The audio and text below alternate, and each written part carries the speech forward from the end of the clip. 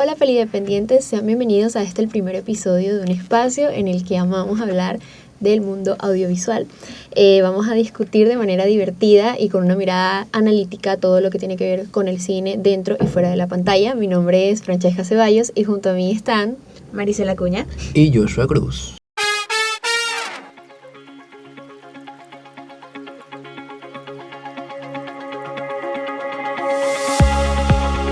Y para el día de hoy vamos a estarnos sumergiendo en un tema bastante controversial, en especial en estos últimos años, que son los live actions y los remakes.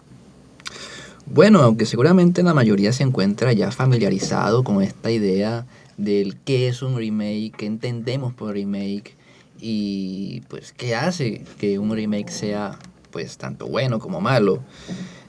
Cuando hablamos de remakes en el mundo audiovisual, nos referimos a volver a contar historias que, pues, a pesar de ser la misma, tiene un nuevo look, diferente diseño de arte, diferente lenguaje audiovisual, mejor dicho, lo mismo, pero mejor.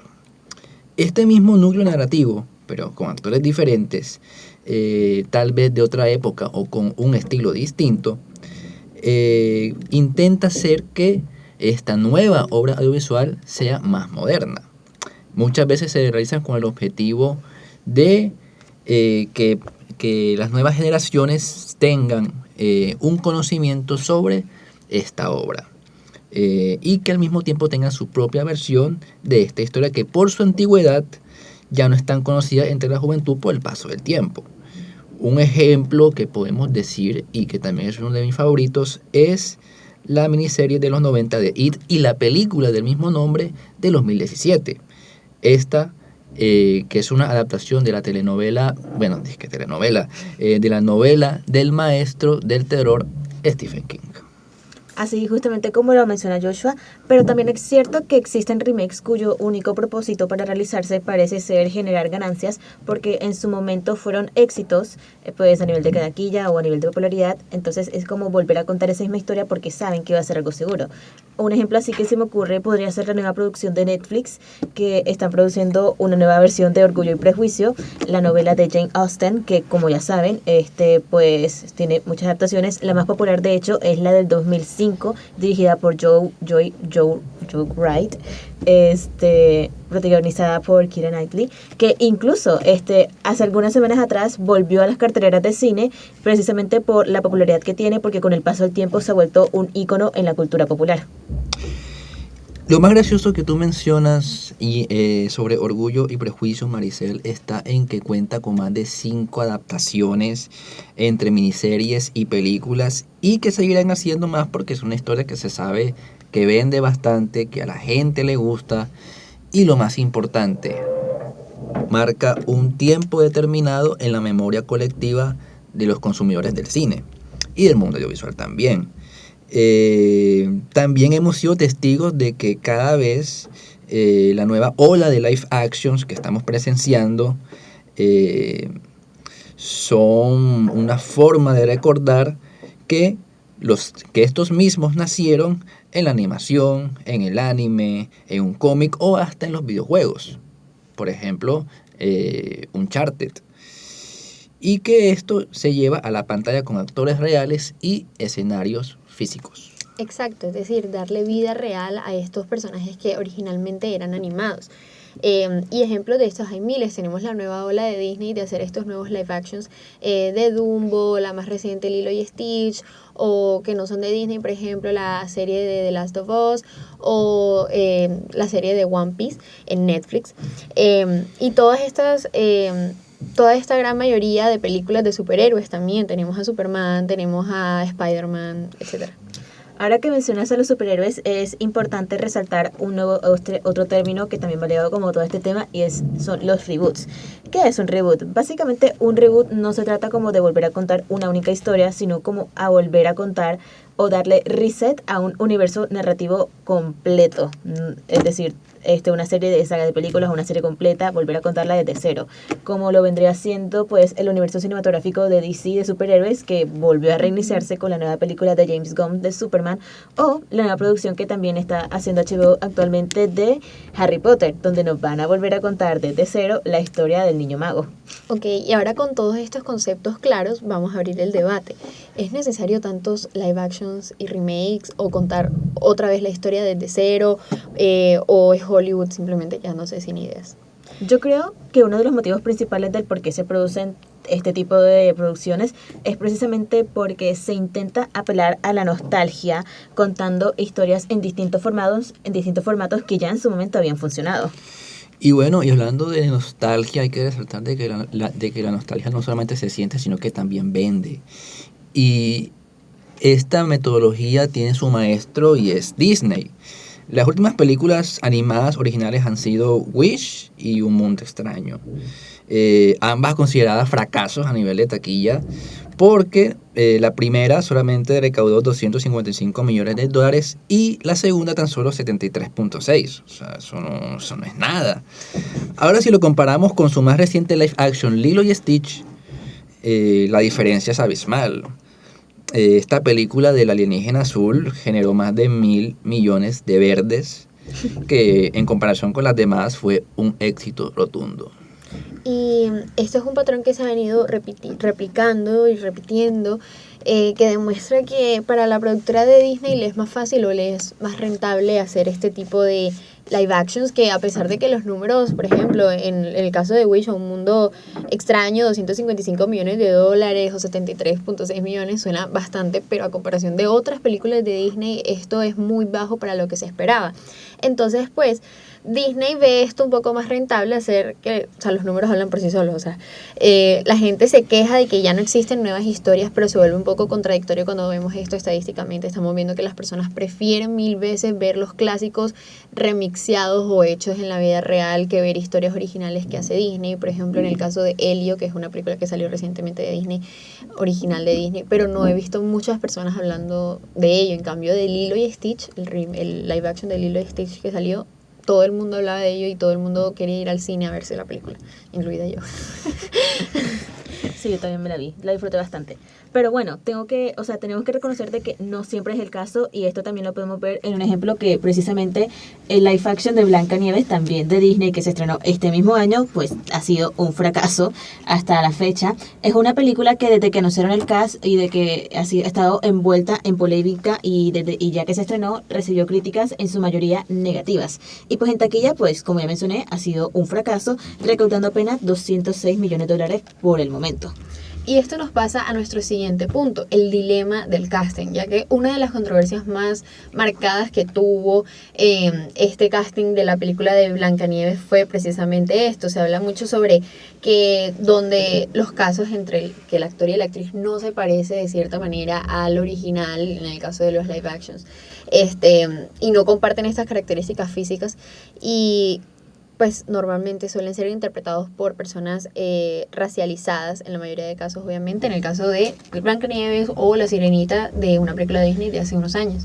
Y no solamente Blancanieves y La Sirenita son ejemplos más escuchados en estos casos, sino que también Disney, en su más reciente live action, Cómo entrenar a tu dragón, al personaje de Astrid, interpretada por Nico Parker, es un caso similar, también podemos analizar, y es el tema de Annabeth en la serie de Percy Jackson.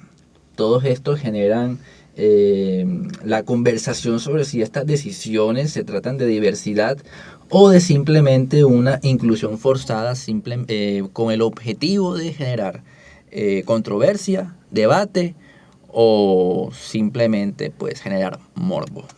Y aquí viene la gran pregunta, ¿dónde está la línea entre la diversidad y la inclusión forzada? Porque, o sea, ya lo mencionamos anteriormente, no se trata de cambiarle como el aspecto físico, el color a un personaje, la etnia a un personaje únicamente porque sí, o con el propósito de generar ruido mediático. Lo que realmente se necesitan es que se creen historias y personajes propios que reflejen la diversidad de manera natural, que ellos sean merecedores de tener como su propia historia original y no simplemente como que repetir lo mismo, pero ahora como con un color distinto, por decirlo de alguna forma. Exactamente. Cuando un personaje nace con una identidad marcada, ya sea étnica, cultural, de género, lo que sea, su representación en pantalla tiene un peso real. Y no se siente como un añadido que es artificial o forzado. En cambio, cuando se cambia algo que solo puede o su objetivo es para encajar con una agenda de marketing o publicidad, el público lo percibe y muchas veces genera rechazo. También hay que decir pues que la representación es muy importante. La representación pesa, importa y bastante, en especial en públicos más jóvenes, niños. Cuando ves a una persona que se parece a ti o que tiene características físicas a ti, genera un gran impacto. Y en especial cuando esta serie o esta película es mundialmente conocida, obviamente. Pero claro, eso no significa que cualquier decisión de casting diversa o inclusiva sea necesariamente o automáticamente sea buena. También por esa misma línea tampoco siento que cualquier decisión de casting precisamente que apele como a la diversidad también sea necesariamente mala, porque sí es verdad que hay algunos personajes cuyo origen étnico no importa mucho, entonces pues digo yo que puede ser interpretado por cualquier otro actor. Pero bueno, yo considero que cuando una decisión creativa nace de la historia y del mundo narrativo y eso es genuino, se nota. Por ejemplo, si hablamos de una producción que busca reflejar un contexto multicultural o un mundo alternativo donde todo es posible, pues ahí sí se notaría de manera natural que haya un elenco o un personaje así bastante diverso, multicultural. En cambio, cuando aparece que la decisión está pensada más para generar polémica en redes, para hacer, pues, que la película esté en boca de todos o se hable a cada rato, es cuando entra el debate. Y este debate es el marketing disfrazado de inclusión. Y aquí, como dando mi opinión personal también, cuando salió lo de La Sirenita, todo el mundo la criticó. Yo en especial estaba como muy del lado de que, ¿por qué la cambiaron? O sea, como, ¿por qué no dejaron a una sirenita como la habíamos visto desde un principio? Porque pues así nos la imaginábamos. Pero luego, viendo el otro lado, la otra cara de la moneda, vi a muchas niñas, muchas niñas en especial, fueron las que decían que se sentían muy felices de ver una sirenita que tuviera el color de piel que tenían ellas. Y yo me puse a pensar, es más importante como un personaje ficticio, un personaje que no existe, a lo que sienten unas niñas reales cuando ven una representación de lo que ellas quisieran ser, o sea, unas niñas que desean ser sirenas, que obviamente es algo ficticio, algo que no va a pasar, pero el hecho de que ellas se vean reflejadas en ese personaje de una sirena las hace sentir vistas, las hace sentir que para ellas sí es posible, y eso me pareció que tuvo más peso que el personaje, que no existe para mí, en mi opinión. Y como estábamos mencionando, lo curioso es que esto funciona mucho en términos de visibilidad, esto de cambiar el personaje, pero pues no garantiza necesariamente, lastimosamente no garantiza el éxito en taquilla ni la aceptación del público. Por un lado tenemos mucho esto que estaba comentando de que a mayoría de niñas les gustó este cambio. El otro lado de la crítica en La Sirenita logró pues abrir mucho esta conversación sobre la representación, pero pues se enfocó mucho en la crítica hacia el guión y la ejecución de la película, que pues pesó más en la percepción general. Y bueno, en contraste también hay proyectos donde son celebrados o son aclamados por la diversidad que tienen, que se muestra de manera natural, que tiene sentido, que funciona en la trama y que tienen un buen guión, donde también se incluye como esta inclusión. Por ejemplo, Black Panther de Marvel o la película de Spider-Man Into the Spider-Verse. Y también me gustaría también resaltar una que de Disney animada, que tal vez en su momento no fue como muy reconocida, y es Raya y el último dragón, donde se nos hace como, o sea, se nos muestra bastantes elementos de la cultura del sur de Asia. Y bueno, también hay ejemplos de reinvenciones de clásicos que se adaptan a una nueva narrativa y un nuevo universo distinto, como por ejemplo está La Cenicienta de 1997, protagonizada por Brandy Norwood. O Espejito, Espejito, donde se cambiaron varios aspectos de la trama y al mismo tiempo dinámica de los personajes. Blancanieves se convierte en la heroína de su historia. Y de manera de reinventar el cuento, buscan como hacer ciertas modificaciones, pero conservando y siendo fieles a la esencia del cuento de hadas original. Y sí, hablando como de cambiar puntos en la trama, debemos reconocer el debate entre libertad creativa versus la fidelidad pues al original, ya que reconocemos que existe cierto límite entre lo que es prudente cambiar y lo que no. ¿Qué tanto se puede o se debería cambiar de una historia para que las personas lo acepten o lo adopten? Es uno de los dilemas más grandes de la industria. Adaptar historias extensas como una novela o incluso un anime de cientos de capítulos o a un formato limitado como es el cine implica necesariamente cortar, resumir, modificar, a veces eliminar ciertas ideas. No todo cabe. Y ahí es cuando empiezan los debates y las circunstancias y los problemas y los foros. Claro, lo importante es saber qué conservar. Se puede reinventar, pero pues la esencia no se puede perder. Me recuerda mucho a la live action de Mulan del 2020 de Disney, donde la historia pues cambió en muchos aspectos en comparación a su versión original. Ya no existe el personaje de Mushu, ya no era un musical, ya no estaban las canciones, ya no está el personaje de Li Shang, el interés romántico, y aparte integraron esto de la energía interna de Mulan. Pues muchos sintieron de que la esencia de la película, lo que hicieron que ellos se enamoraran del clásico ya no estaba integrado en la película del 2020 y eso pues simplemente no le gustó bastante al público. Pero mira que también pasa lo contrario. Tenemos un ejemplo muy claro. Este año vimos la nueva película de Cómo entrenar a tu dragón, que es un live action de la original. Y esta pues adaptó prácticamente, es una copia idéntica al original. Con respecto a personajes, con respecto a trama, la vibra de la película es muy parecida al original y aunque fue muy celebrada por los fans más fieles por conservar esta esencia que estamos hablando, el otro lado de la crítica, pues precisamente no le gustó mucho, ya que dicen que se fue muy a lo seguro, no aportó nada nuevo a la historia, entonces no gustó tanto porque pues, si tengo el original, ¿para qué voy a ver esta si es lo mismo? En eso estoy de acuerdo. Este año cuando yo fui a ver la película en cine, o sea, no puedo decir de que salí decepcionada o no la disfruté porque pues la película, porque está buena, o sea, me gustó. Pero salí como con este sabor de, ¿en serio? O sea, es lo mismo, esperaba un poquito más. Es decir, me gustó que hayan conservado como los elementos más importantes de la historia. O sea, incluso algunos diálogos son idénticos, realmente apeló a mi nostalgia. Pero siendo el universo de Cómo entrenar a tu dragón, que tiene como una trilogía, una serie animada, o sea, tipo, teniendo tantos elementos, siento que es una saga que se puede como expandir y ahora en un formato de explotar. Y era una live action, en un formato de live action siento que pudieron haber dado más, pero se quedaron como muy en la zona segura.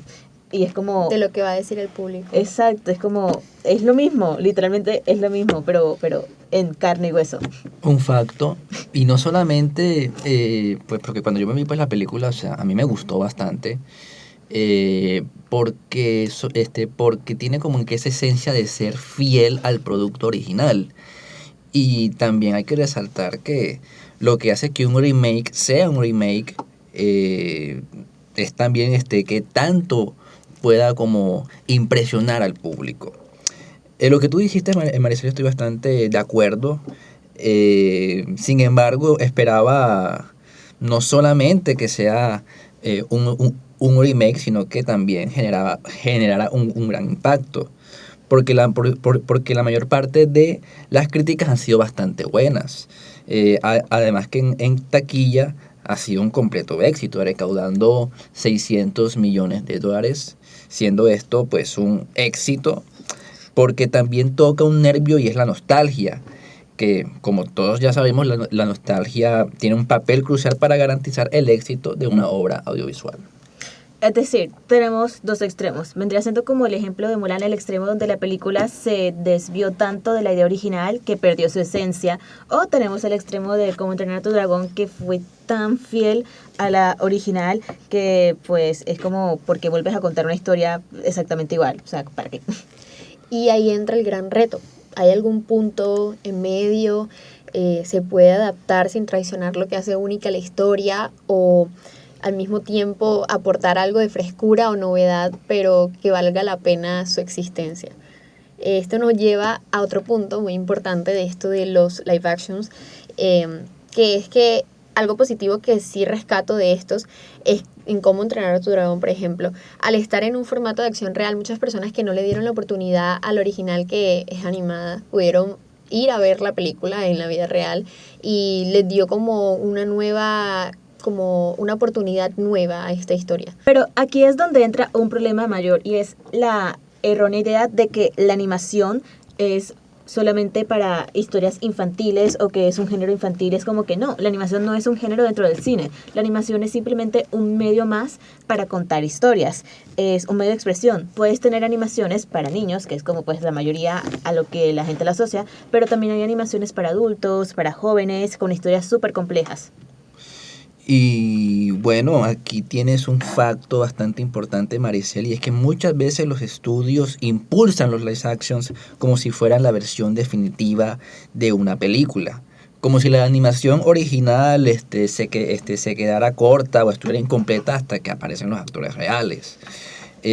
Un caso clarísimo es El Rey León, el clásico que es en su máxima medida el gran exponente de la animación 2D, que en su expresividad y en cómo el medio permite jugar con metáforas visuales, sin embargo hay un problema, y es que esta permite trasladarla a un realismo digital que pues se ganó en técnica y al mismo tiempo garantizó su pérdida en emoción. Y aún así, la versión live action del Rey León fue muy querida y es de las películas más taquilleras de Disney. La pregunta es, ¿se hacen estas adaptaciones para realmente aportar algo nuevo o solo para apelar a un público que nunca se toma en serio la animación?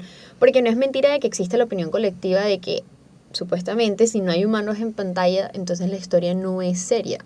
Y eso es un error tremendo. Hay varias películas que simplemente son como un ejemplo de que la animación también es un medio para contar historias serias. Por ejemplo, ya lo hemos mencionado antes, Spider-Man Into the Spider-Verse, o el clásico de fantasía de Disney, que es una historia bastante compleja. También la película de Pinocho de Guillermo del Toro, que es una animación donde el mismo director hizo una crítica a este tema que estamos hablando. Es decir, la animación también puede ser profunda y universal. Exacto. Y bueno, al final la animación no se necesita ser mejorada con actores reales. Muchas veces la obra ya es perfecta con su esencia y en su formato original.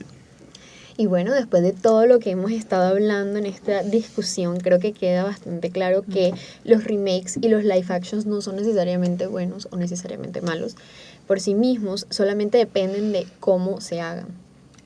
Por supuesto, desde mi perspectiva, lo importante es el respeto a la obra, mantener la esencia del formato original, y si vas a volver a contarla, pues ten presente de que deberías como aportar algo nuevo a la conversación, algo nuevo al universo, no simplemente contar la misma historia porque sí. Al mismo tiempo hay que entender que son productos para distintas generaciones. No es lo mismo la Sirenita de hace 30 años que la Sirenita de hoy en día. A veces un remake puede abrir puertas para que nuestros hijos, nuestros nietos, nuestros tataranietos descubran una historia. Aunque lo ideal es que se haga sin perder lo que hizo especial esa historia, que es lo que hace que tenga un papel fundamental en la calidad de esta. Así que la clave está en eso, creatividad con respeto y reinvención sin perder la esencia original. Muchísimas gracias por acompañarnos en este primer episodio de Peli Dependientes. Nos encantaría conocer sus opiniones, cómo creen ustedes que deberían hacerse los remakes o los live actions actualmente en el mundo del cine. Entre lo que ustedes quieran decir, déjenlo en los comentarios. Esto fue Peli Dependientes, el podcast en donde nos encanta hablar de cine, series y todo lo audiovisual. Muchas gracias por escucharnos y recuerden que detrás de pantalla siempre hay más historias que contar. Nos vemos en el próximo episodio. Bye.